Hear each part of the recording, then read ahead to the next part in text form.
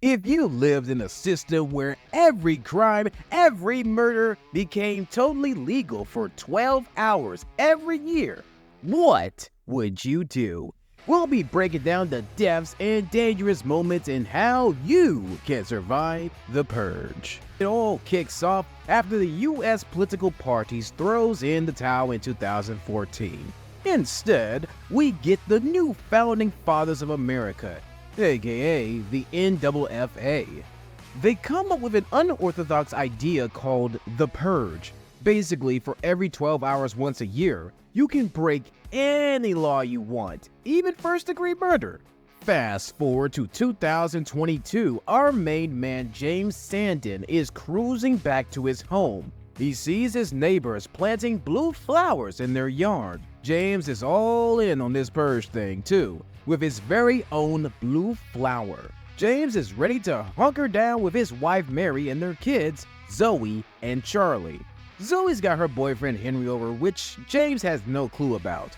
Henry sneaks out and they spot the neighbors sharpening their murder weapons. Young Charlie is playing with his robotic sidekick, Timmy. James kicks off the security show by firing up the surveillance cameras, slamming metal doors, and busting out the boomstick with the safe. Zoe goes back to her room and hears a strange sound only to find Henry, who decides it's the perfect moment to have a heart-to-heart with her dad. Since James can't just kick him out during Purge o'clock, he's got a captive audience. Charlie spots a guy running for his life and takes cover outside their house. So Charlie decides to play hero and disarms the metal door to help the poor dude out. James smells trouble brewing and rushes to slam those metal doors shut. But guess what? The stranger's already in. So we've got James, Mary, Charlie, and the mystery guest all hanging out when suddenly Henry goes full-on Rambo and starts shooting at James. Why? Well, because he thinks by killing her dad, he could be with Zoe forever. Shots are fired, and Henry takes one for the team. Zoe swoops in to save her guy and whisk him away. Jane looks around only to realize that the mystery man who entered the house is now missing. Okay, let's rewind a bit. If you are Angela or Pablo, what do you do? Okay, so the whole US right now is more or less lawless during the Purge. We've got kids, women, and even robotic toys we need to protect inside the house. In a state where now everything is legal, the first thing on my mind will be to make sure that the house is fully secure. To prevent anything from disarming the metal door, I would have taken a lot more safety measures. For instance, reinforcing the metal door of a barricade from the inside would make it impossible to open from the outside. You can't let a stranger in your house, because then it might just jeopardize your own safety. During riots and unprecedented situations, reinforcing entry points like doors and windows is super important. Thankfully, we've got the whole house locked down thanks to the metal bars. Oh wait, is that Charlie trying to open the door? You see, Charlie had access to disarm the security system, and he did. If it were me, I would have kept the security codes to myself in a very secure location, or I would have used a biometric lock. I would also install a two-factor authentication system for the metal door. This way, only authorized family members would be able to disarm it. Before the Purge even begins, I dedicate an entire day to explain things to my kids every year. We can't afford to take risks. I would have made a more understanding conversation with them about the dangers of the event and the importance of following safety protocols. Besides, what's the point of having all this safety equipment if the kids are going to straight up compromise it anyway? If you don't tell your kids the consequences right, then nothing else matters. Telling a kid not to do something is like trying to hold back a tsunami with a water gun. It's just simply pointless, and you won't get anywhere with it. Charlie's concerns are right on the money. People who are actually killers and people who aren't afraid to commit crimes would do so even if this sort of purge exists. It wouldn't make any difference except they'd act even more freely. There is no evidence to suggest that a purge would actually reduce crime. In fact, studies have shown that legalized violence can actually lead to an increase in crime rates. A real-life example of a purge-like event is the Rwandan genocide. In 1994, Hutu extremists killed almost 800,000 Tutsis and Hutus in just 100 days. Instead of dismissing Charlie's concerns, I would have engaged in a more constructive dialogue, acknowledging his feelings and providing a sense of control. For instance, I would have discussed a reward system for staying in his room, making it feel like a choice rather than a rule. I would have also created a safety room within the house that's separate from the rest of the room. I'd ensure that his room has its own metal door and can't be disarmed from the inside without my authority. And since when was it a good idea to kill your girlfriend's dad? I don't imagine any girl looking up at their boyfriend saying, "That's my hero." In such a situation, de-escalation tactics could be a lot more handy. Instead of resorting to violence, the family could have tried to reason with Henry, addressing his concerns about his relationship with Zoe. Communication and negotiation could have diffused the situation. And instead of panicking when the stranger disappeared, I'd have used the surveillance cameras to figure out where he went. We could also use the remote-controlled car as a camera to check on where he's hiding. That man could potentially be armed or bring danger to our own safety. To protect his family's safety, James decides it's time to go all Liam Neeson over here.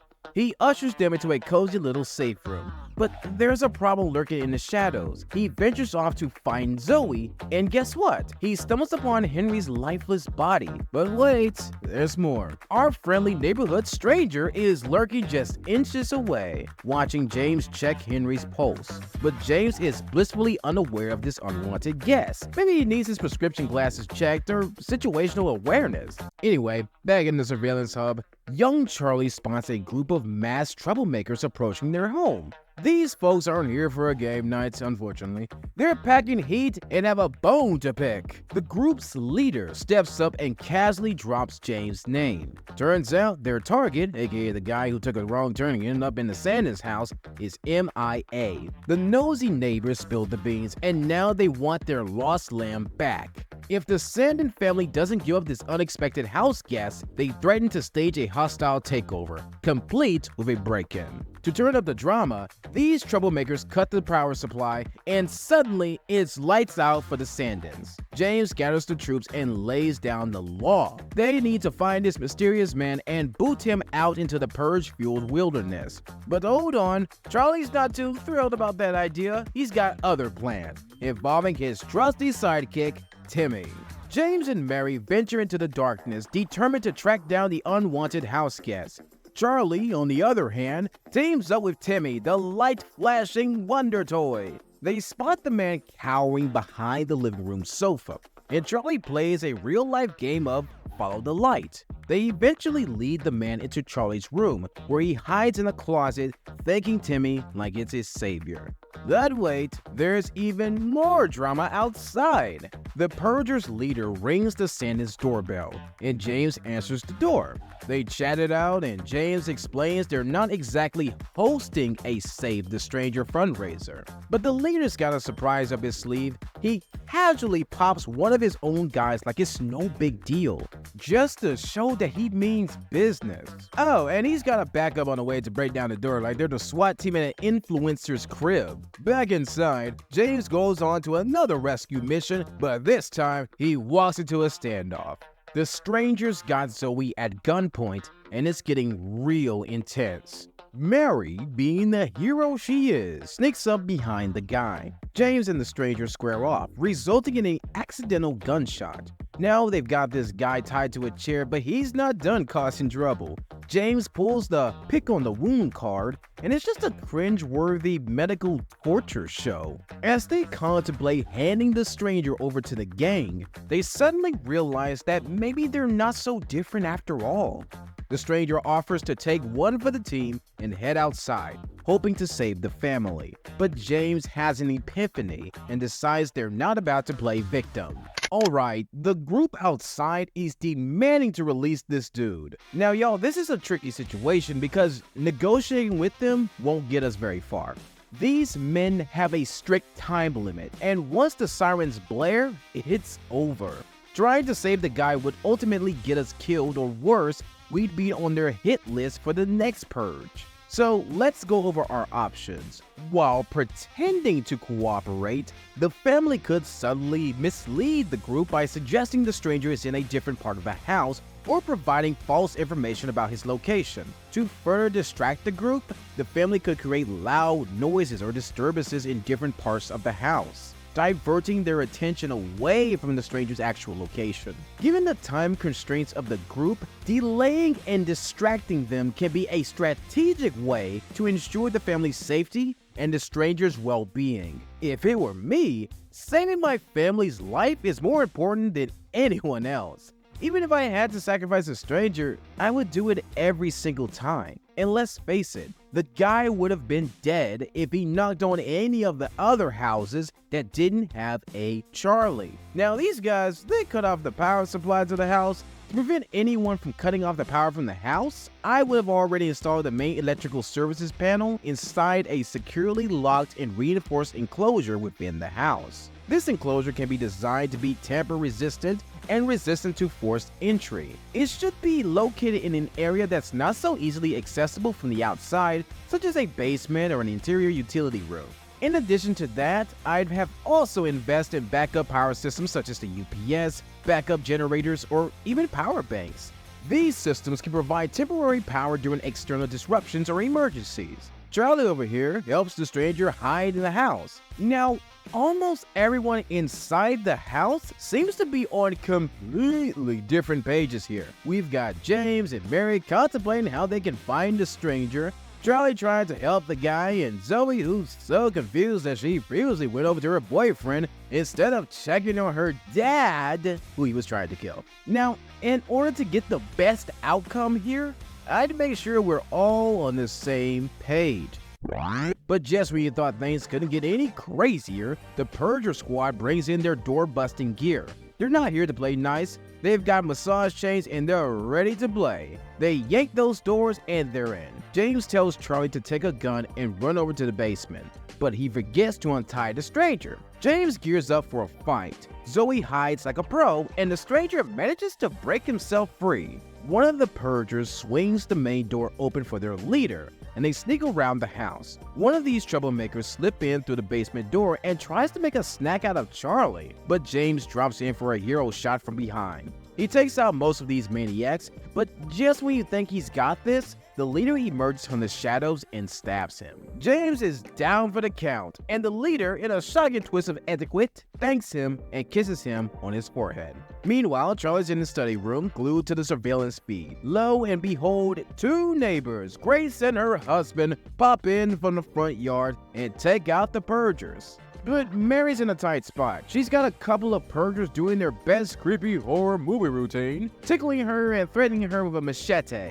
Just when things are about to get seriously dicey, no pun intended, Mr. and Mrs. Halverson, the neighbors from the bad side of the fence, decide to play hero. They fill the Purger duo with lead, saving Mary's day. Now is a family reunion by James' side, but guess who strolls right in? Yeah, it's the leader. And he's not here for a friendly chat. He clicks his gun, but Zoe bursts in like a boss and puts an end to this horror show. The family gathers around James, who's about to die. But just when you thought it was all over, the neighbors revealed their true colors. You see, they're not here to save the day.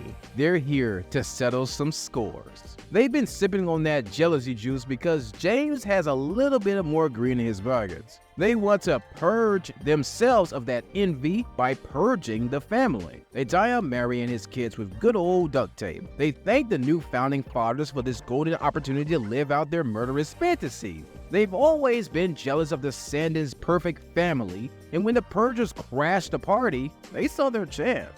But just when things look bleak, the stranger swoops in like a guardian angel. He shoots Mr. Halverson dead and holds Grace at gunpoint. The neighbors line up and Grace begs Mary to end it all. But Mary's had enough of this bloodbath. She tells everyone to stay there until 7 when the purge stops. Okay, first, you need to understand how the power supply and the security system are interconnected. The security system likely includes components such as electronic locks, surveillance cameras, and alarm system. These systems typically require electrical power to function. When the power is cut, the security system may lose its ability to function as intended.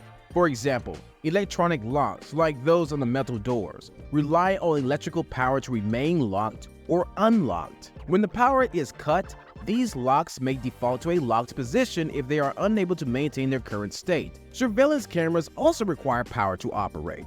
But cutting the power off does not affect the laws of physics. Mental barriers, such as those surrounding the house, do not magically disappear when the power is cut.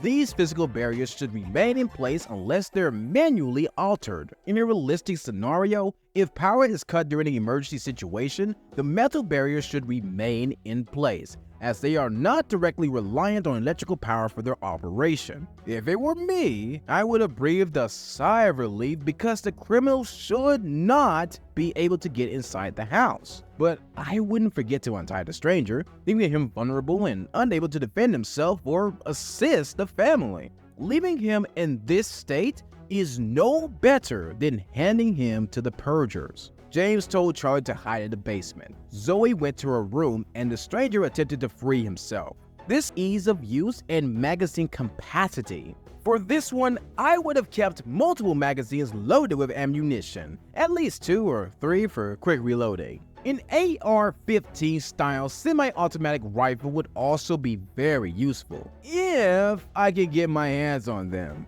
I would have multiple magazines, each holding 20 to 30 rounds readily available. After James had successfully defeated most of the purgers, he did not maintain security, which allowed the leader to surprise and injure him. I would have continued to secure their immediate environment, checking the status of the guys that are down, making sure that there were no hidden threats. In a dangerous situation like this, it's crucial to maintain a high level of vigilance until the threat is completely eliminated. This prevents any remaining purgers from staging a combat. In many real-life combat scenarios, professionals like the US Army are trained to clear areas systematically, ensuring that all threats are neutralized before assuming safety. This approach minimizes the risk of ambush. According to a 2015 report by the Bureau of Investigative Journalism, US soldiers in Afghanistan and Iraq were instructed to double-tap suspected enemies, meaning to shoot them twice to make sure they were really dead.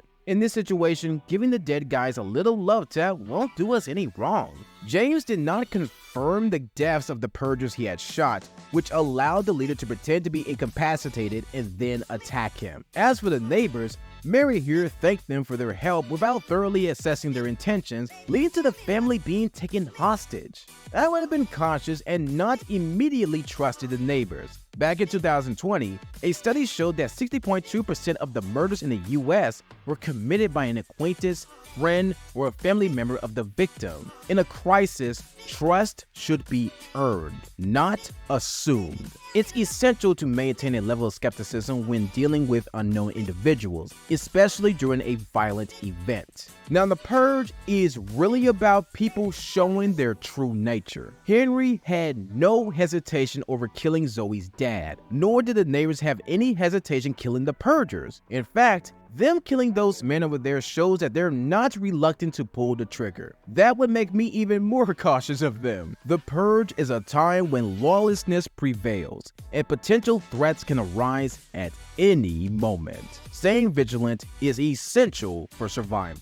If I had a chance to eliminate the threat posed by the neighbors, I would do it 100%. Easy to them with me. And if you ask me, I'm not the one to carry loose ends. But after a few awkward minutes tick by, there they are, sitting at a dining table, trying to digest the madness they've just endured. The stranger, still the reluctant babysitter, keeps his gun locked and loaded, aiming it squarely at the neighbors. Charlie and Zoe, eyes swollen with tears, cling to their father's hand. But just when you think it's all over, Grace decides she's had enough of this standoff. She lunges for Mary's rifle, but Mary isn't in the mood for negotiations. Instead of giving up her weapon, she gifts Grace with a broken nose, letting her know who's boss in the house.